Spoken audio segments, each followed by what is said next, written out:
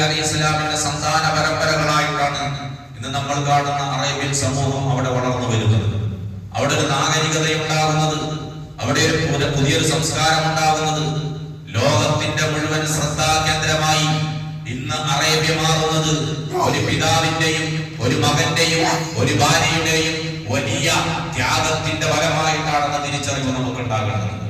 അപ്പോൾ നമ്മുടെ ജീവിതത്തിലേക്ക് കടന്നു വരുന്നതായ ഒരുപാട് പരീക്ഷണങ്ങൾ, ആ പരീക്ഷണങ്ങളെ നമ്മൾ തരണം ചെയ്യുമ്പോൾ, ആ അല്ലാഹുവിന്റെ കൽപ്പനകളെ നമ്മൾ ശിരസാവഹിക്കുമ്പോൾ പ്രത്യക്ഷത്തിൽ നമുക്കത് ബുദ്ധിമുട്ടായി തോന്നുമെങ്കിലും അത് നമ്മുടെ ജീവിതത്തിന്റെ വിജയത്തിലേക്കും അതുപോലെ തന്നെ നമുക്ക് ഒരുപാട് അല്ലാഹുവിന്റെ അനുഗ്രഹങ്ങൾക്കും അത് കാരണമായി തീരുമെന്ന് ഈ ചരിത്രത്തിന്റെ ഈ ഭാഗം നമ്മളെ പഠിപ്പിക്കുന്നതായി കാണാം. ഒരാളോട് അല്ലാഹുവിന് ഇഷ്ടമുണ്ടാകുമ്പോൾ ഒരുപാട് അല്ലാഹു അവനെ പരീക്ഷിക്കുമെന്ന് ഹബീബ് മുഹമ്മദ് മുസ്തഫ സല്ലല്ലാഹു അലൈഹി വസല്ലം തങ്ങൾ പറയുന്നതായി പരിചയപ്പെടുത്തി തരുന്നതായി നമുക്ക് കാണാൻ കഴിയും.